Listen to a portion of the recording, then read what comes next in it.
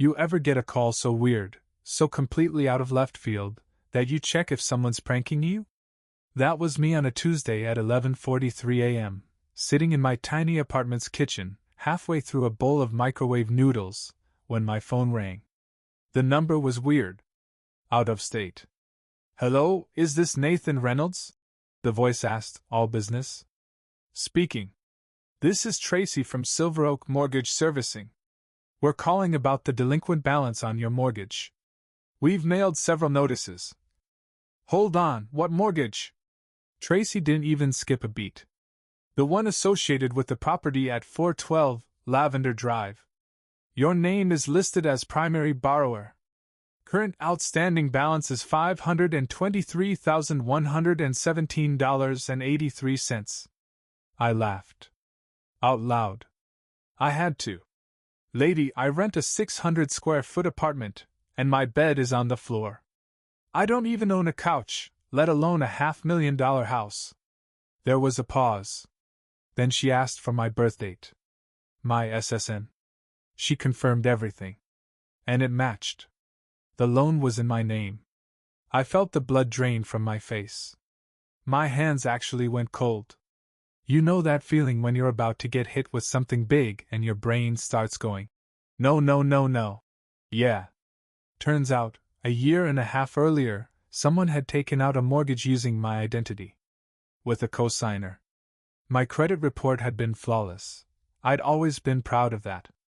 But somehow, someone had opened a loan, bought a house in a different state, and defaulted on it within 10 months. The cosigner? My dad. That's when I knew. I hung up and called him immediately. He answered like he always does, like he was mildly annoyed someone dared disturb his retired man peace. "Nate, what's up? Did you put me on a mortgage?" Silence. Like I'd asked him if he'd buried a body in my backyard. "Why would you think that?" he asked too quickly. "Because the bank just called me about a house I apparently own, and guess who else's name is on it?" Nothing. Then finally, "Look, calm down, it's not a big deal." Not a big deal? My voice rose an octave. "You used my identity to buy a house. That is a massive deal. That's fraud." That's when I heard it. The voice in the background. My sister. Rachel. Of course it was her. She's 5 years younger, lives in a constant state of yoga pants and brunch debt, and still complains that the universe is out to get her because her influencer dream never took off. My parents have bailed her out more times than I can count. Meanwhile, I've been working 2 jobs since college just to keep a roof over my own head. She needed help, my dad finally said. "Help? You signed me onto a $523,000 loan without asking." "Well," my mom's voice piped in now. "You weren't using your credit for anything important." I had to sit down. I was so stunned, I didn't even have words.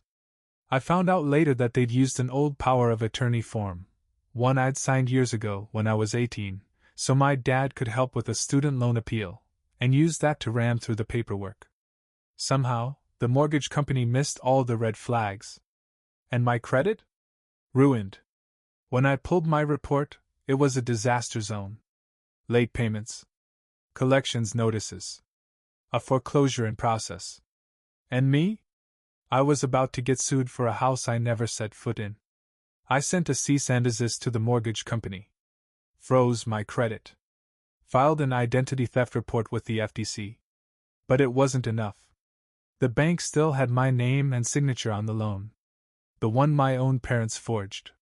You want to know what really stung? Rachel still lived in that house. Throwing wine nights. Posting. Debt-free vibes only. Selfies. In the house I was on the hook for. That's when something inside me snapped. I'd always been the good son. Quiet. Responsible. The one who didn't ask for anything. But they took everything from me. And I was done playing nice. So I made a plan. And when I was finished, they were going to wish they just defaulted on the damn mortgage alone. 3 days after that phone call with my parents, I stood outside 412 Lavender Drive. I'd flown in under the radar. No warning. No texts. No. Hey, I'm coming to ruin your day. Message. Just me, a rented Camry, and a folder thick with documents that would make any lawyer salivate. The house itself? Big. Modern. The kind of place with oversized windows and lawn gnomes that looked ironically expensive. It screamed, I don't know what a budget is. Probably staged by someone who charges per pillow. And sitting in the driveway? Rachel's white Mercedes. Naturally. I knocked. Not hard. Just once. Enough to make the door rattle slightly. It was Rachel who opened it. She looked surprised, but only for half a second. Then her face morphed into a smile that could curdle milk. Nate! Wow, what a surprise! She chirped like she hadn't financially detonated my life. Is it? I said flatly. Oh, come on. You're being dramatic. She stepped aside like I was just there to borrow sugar. You should come in. Want a smoothie? I've been doing this new turmeric cleanse. I'm here to talk about the mortgage you dumped on me. Her face twitched. Just slightly. Like a glitch in a badly coded app. I mean, she laughed. It was a team decision. And you weren't using your credit, right? What's the big deal? I stepped inside. The place looked like Pinterest had thrown up in it. Fake plants. Weird wall quotes. A sign over the kitchen sink that said, "Good vibes only." I was ready to burn the whole thing down.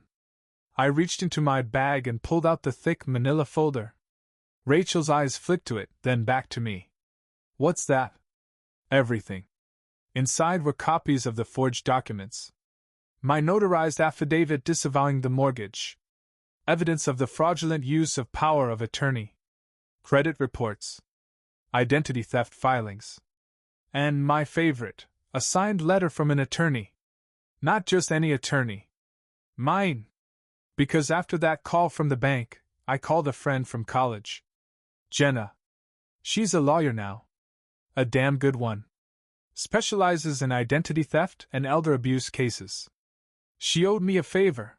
I'd helped her move during a rainstorm once when everyone else bailed. And let me tell you, Jenna does not play. I spoke to a lawyer.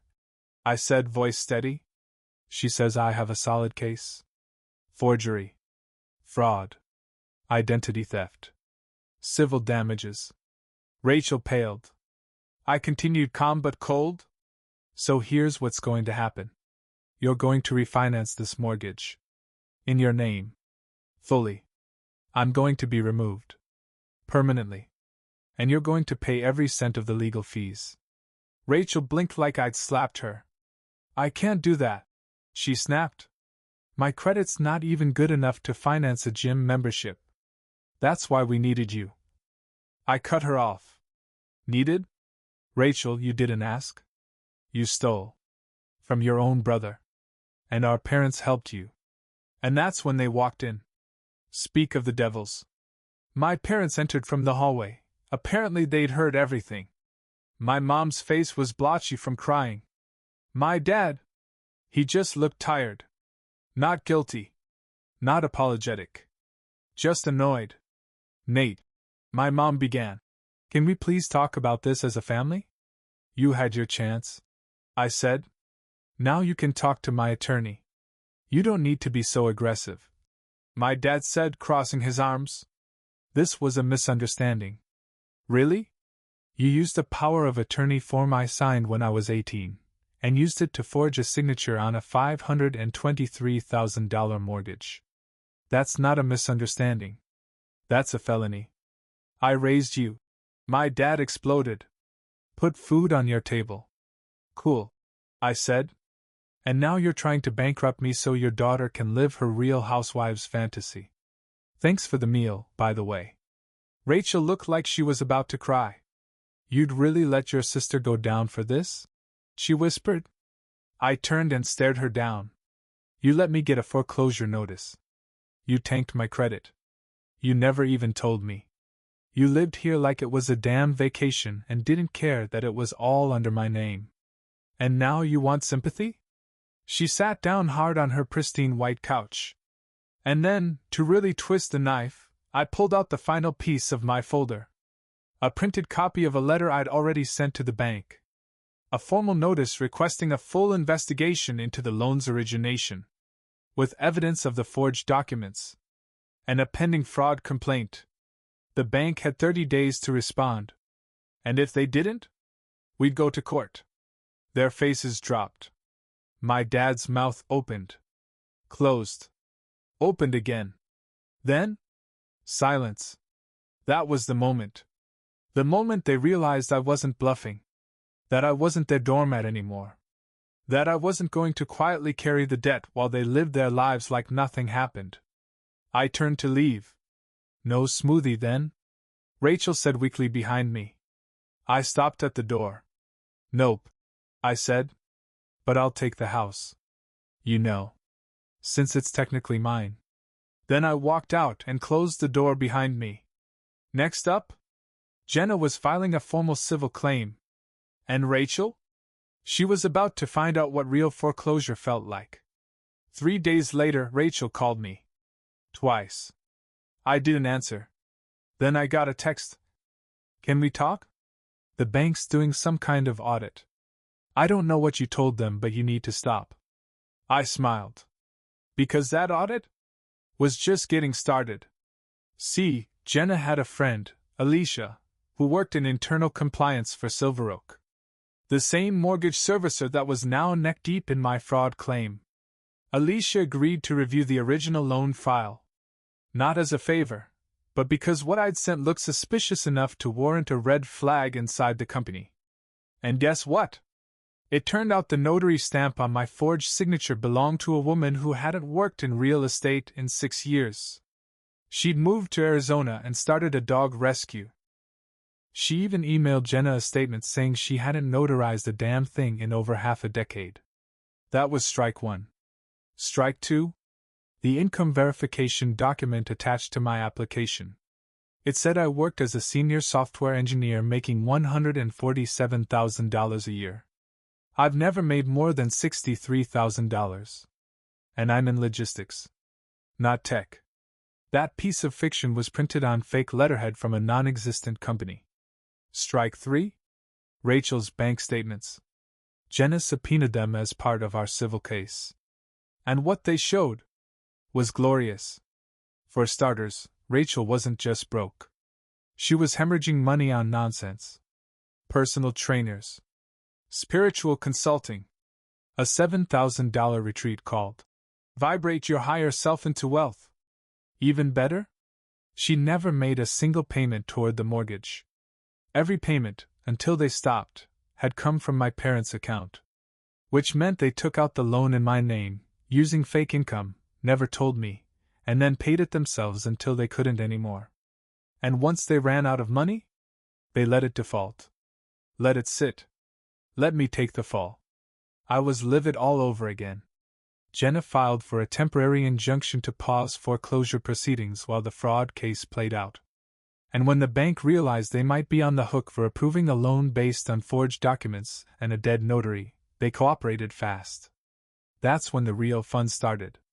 Because Silver Oak sent a formal letter to Rachel and my parents demanding immediate resolution. They offered to let her refinance, but only in her own name. Spoiler, she didn't qualify. Her credit score was 531. Even payday loan companies would laugh at that. Next, they offered a short sale. Basically, sell the house for what you can and we'll take the loss. Rachel refused. She said, and I quote, "I manifested this house. It's mine." She actually told the bank's loss mitigation rep she wasn't aligned with financial pressure right now. So the bank began foreclosure proceedings. This time, with both my dad and Rachel listed as primary defendants. Not me. Because the fraud claim had teeth now. Legal teeth. The best part? Rachel still didn't know I'd requested one more thing through Jenna. I wanted to attend the foreclosure hearing. In person. I didn't just want justice. I wanted them to see me while it happened. And when that court date came? Oh, I didn't just show up. I brought the receipts. The hearing was held on a rainy Thursday morning. Perfect weather for karma. I wore a simple navy blazer, clean jeans, and the most neutral expression I could manage. Jenna was next to me, a stack of documentation in her arms like a lawyer-flavored Terminator. Rachel showed up 15 minutes late. In a white blazer and heels way too loud for a courtroom, holding a venti Starbucks like she was attending a TikTok brand meeting. She looked around, saw me sitting in the front row, and froze. For once, she didn't smile. My parents followed behind her. My mom clutched her purse like it was a shield. My dad gave me a stiff nod, the kind that says, "We're not sorry, but we know we're caught." The bank's lawyer, a sharply dressed woman named Vanessa, laid out the facts. Late payments, default, refusal to refinance, and Rachel's laughably bad credit. She spoke clearly and efficiently, with zero emotion. Jenna went next. She dropped our full case folder on the table like it weighed 50 pounds. Inside were forged documents, credit reports, notarization fraud, income fabrications, and a timeline that made the whole scam obvious. She didn't embellish. She didn't need to. The paper trail told the entire story, and made Rachel look like what she was: a spoiled thief with delusions of invincibility. Then it was Rachel's turn. She stood up, cleared her throat dramatically, and launched into a monologue worthy of bad reality TV. "Your Honor," she began, "this house is my home. I created memories there. I decorated it myself. I was told my brother wanted to help. I was under the impression this was a family agreement." The judge interrupted her. "Miss Reynolds, is your name on the income documents submitted to the bank?" She hesitated. "No, but did you submit any payments under your own name?" Another pause. "No, but my parents. And is it true you have made 0 payments on the loan since it originated?" Silence. "Miss Reynolds?" She swallowed. "Yes." I could feel the heat rising in her cheeks. The judge looked at her like she was a fly on his gavel. "The foreclosure will proceed," he said simply. "And Mr. Nathan Reynolds is hereby released from liability, pending resolution of the fraud case. Silver Oak retains the right to pursue damages against the co-signer and any party found to have benefited from the fraudulent loan." He didn't bang a gavel, they never do, but he might as well have dropped a mic. I stood slowly. So did Jenna. And Rachel? She just sat. Frozen. Her eyes darted around like she was looking for a hidden camera. Like any second, someone would pop out and say, "Just kidding! You're still rich!" But no one came. Outside the courtroom, my dad tried to corner me. "You didn't have to do this," he said, voice low. "You're right," I replied. "I didn't. But I wanted to. You've humiliated your sister," my mom added, clutching her pearls like I'd kicked a kitten. "She humiliated herself," I said. "You just helped her load the gun." Rachel didn't say anything. She just walked past me, down the courthouse steps in silence, like someone had finally turned off the Wi-Fi in her brain. I watched her go. And for the first time in years, I didn't feel like the forgotten sibling. The backup plan. The invisible one. I felt like someone who had taken his life back. But I wasn't done yet. Because Silver Oak might have dropped me from the loan. But Jenna and I still had one more suit to file. And this time? We were going for damages. The civil suit we filed wasn't just about revenge. It was about principle. I didn't want to ruin Rachel.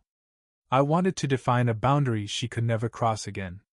Jenna filed for damages on my behalf, citing emotional distress, credit destruction, lost financial opportunities, and unauthorized use of my identity. She tacked on legal fees and interest, and it came out to just under $215,000. The number made my jaw drop at first. "But Jenna?" Stone-faced. She said, "That's actually modest." Rachel and my parents were served 2 weeks later. I didn't warn them. Didn't text. Just let the paperwork speak for itself. And when I say the fallout was immediate, I mean nuclear. Rachel left me a 6-paragraph voicemail filled with half-sobs and full-volume delusion. I'm your sister, Nate. You're actually suing your family? Over what paperwork? You're so selfish. Do you have any idea what this stress is doing to Mom? I didn't reply. But I saved the message. Jenna said it was evidence of continued guilt manipulation. My dad emailed me the next day. One line. We gave you life. Is this how you repay us? I forwarded it straight to Jenna with the subject line. Boomers trying boomer things. Then came the wild card, my Uncle Rob. Now, Rob is my mom's younger brother. He's quiet, keeps to himself, lives in a condo by the lake and grills a lot of meat. We hadn't spoken in 5 years. But suddenly I got a text. Saw what happened? Coffee this weekend? I figured, why not? We met at a local place. I expected awkwardness. Instead, he slid into the booth, dropped a folder on the table, and said, I always knew they'd pull something like this.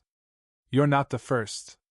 Inside the folder were copies of Rachel's financial loans over the years, pulled from a joint trust my grandparents had left. For the grandkids equally. She'd already taken $118,000 from it by age 25. I'd never received $1. I sat there in shock while Uncle Rob sipped his black coffee like it was just another Tuesday. She's burned through everyone, he said. I just hope this time she actually learns something. Turns out he'd been quietly distancing himself for years. And now that I'd gone scorched earth, he wasn't shy about it anymore. He even offered to testify if it went to court. Jenna was thrilled. Character witness and financial evidence? That's gold, she said. And that's when something else landed in my inbox. A settlement offer. From my parents' lawyer. They were trying to negotiate before things went public. Their offer? $20,000 and a mutual NDA. No admission of guilt. Just silence. I read it. Laughed. Then sent a reply through Jenna. Add another 0 and we'll consider it.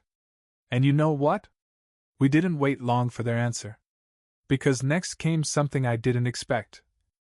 Rachel showed up at my job. Unannounced. Lip quivering. Hair perfect. In the lobby of my office. Saying, Please. Just talk to me. So I did. For 5 minutes. And what I said made her physically stumble backward. I met Rachel in the lobby. Just me, her, and a receptionist pretending not to eavesdrop while typing like a court stenographer. Rachel looked wrecked. Makeup perfect, sure, but her face was pale. Shoulders tight. Like she knew this wasn't going to be another I'm sorry you're mad performance that worked on our parents. Why are you doing this? She asked, almost a whisper. I already told you, I replied. You committed fraud. You tanked my life. Now I'm fixing it. You're my brother, she snapped. You're supposed to protect me. I blinked. Protect you? Rachel, I protected you by default for years. I kept my mouth shut every time you got bailed out.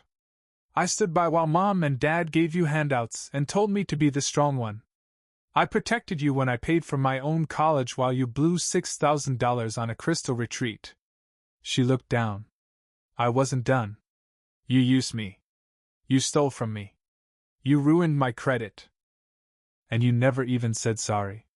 Not until you got caught. She tried again. But you're suing me. I nodded. Yeah. I am. And here's the part you really need to understand. I stepped closer. Quiet. Calm. Final. This is the last time I will ever explain myself to you. I don't owe you a relationship. I don't owe you silence. And I definitely don't owe you forgiveness. Tears welled up in her eyes, the kind designed to trigger sympathy. But not this time. I'm not doing this to hurt you, Rachel, I said. I'm doing this to end you. Legally. Cleanly. You're going to answer for what you did, and when it's over, I won't think about you again. She stared at me like I'd slapped her. Then said something I'll never forget. I don't know who you are anymore. I smiled. That's the idea. And I walked away.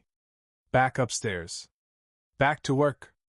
Back to a life where I was no longer the convenient, forgettable brother who could be dragged into disaster after disaster and expected to stay quiet. That night, Jenna called. Their lawyer had countered. $60,000. Still no admission of guilt, but the NDA clause was gone. It was a start. But we weren't done yet. Because Jenna had filed another request. She wanted Rachel and my father deposed under oath. And that was going to be recorded. On camera. On file. Forever. The deposition was held in a gray conference room that smelled like copier ink and stale coffee. Rachel sat across from Jenna, twitchy in her seat, flanked by her lawyer, some junior associate with too much hair gel and not enough spine. My father sat next to her, arms crossed, eyes burning a hole through the table like he could intimidate the truth away. He couldn't. Jenna pressed record. Introduced herself. Introduced the case. Then calmly, like she was asking about the weather, said, Miss Reynolds, can you explain how your brother's signature ended up on the mortgage application? Rachel hesitated. Her lawyer shifted. I thought it was allowed, she said. Allowed? Jenna tilted her head. By whom? My parents said they handled it. Are you saying you didn't see the final paperwork before signing? I didn't read it carefully, no. Did you know your brother was unaware of the loan? Another pause. I didn't know he didn't agree to it, she said. Jenna raised an eyebrow. Did he ever say, yes, I'll co-sign a mortgage with you for over $500,000? Rachel looked like she was chewing her own tongue. No, she whispered. Jenna nodded. Thank you. That's all for now. Then she turned to my father. Mr. Reynolds, you co-signed the mortgage. Is that correct? Yes, he said, tight-lipped. You also submitted a power of attorney to authorize your son's signature? Yes. Was that document created recently? No. Dated? When he was 18. And was it specific to this mortgage? He didn't answer. Mr. Reynolds? It was a general document. Durable. Meaning it had no connection to this loan whatsoever? He didn't respond. Jenna let the silence drag. Would you agree your son had no idea he was being signed onto this debt? Still nothing. Did you ever notify him in writing? No. Did you ever hear him say he agreed to this arrangement? No. Did you understand at the time that using that document this way could constitute fraud? My father's jaw flexed. I did what I had to do, he muttered. Jenna smiled like a lion seeing a limp gazelle. Thank you. That's all. They called for a break. Rachel walked out first, visibly shaken. My dad stayed behind, watching me with eyes full of wounded ego. You think this makes you better than us? He asked. I stared him down. No, I said. But it proves I'm not like you. He looked away first. Outside the room, Jenna leaned in. We're not just going to win this, she whispered. We're going to bury them in precedent. After this, they won't be able to open a library card without someone asking for backup documentation. And she was right. Because the next morning, we got an email from their lawyer. A new offer. $150,000. And an apology letter drafted, voluntarily. It wasn't justice. But it was accountability. And for the first time in my adult life, I was the one holding the pen. I accepted the settlement. $150,000 wired into my account within 48 hours. Clean. Taxed. Legal. Final. The apology letter arrived a few days later. It was 2 paragraphs long, co-signed by both of my parents. Full of vague regret, heavily lawyered phrases like lapses in judgment and unintended consequences. But they admitted wrongdoing. That was all I needed. I didn't reply. Didn't call. Didn't even open the envelope fully. Just took a photo of the signature page and dropped it into a secure folder label. Just in case. I blocked their numbers. I told Jenna I was done. We had our money. We had our distance. And for the first time in years I had peace. Almost. There was still one thing left. The truth. See, while all of this was happening, I'd been quietly writing it all down. Journaling the entire mess, the fraud, the hearing, the confrontation. Not for pity. Not even for justice. For documentation. For people like me who always played it safe. Who never pushed back. Who kept taking the fall because family comes first. I posted the story anonymously on a financial subforum. Kept names vague. Changed dates. The post blew up. Tens of thousands of upvotes. Comments from people who went through the same thing. Whose parents ruined their credit. Whose siblings forged loans. Whose families taught them shame instead of accountability. And that was the real win. Not the money. Not the lawsuit. It was knowing I wasn't alone, and neither were they. 3 months later, I bought my first place. Small condo. 2 bedrooms. Clean view. All in my name. Credit still bruised, but healing. Kind of like me. I never heard from Rachel again. I saw on social media that she moved in with a friend. Something about taking a break to work on herself. Cool. I hope she does. But me? I'm working on something else entirely. Something better. A life without manipulation. A future without guilt. And a past that doesn't own me anymore.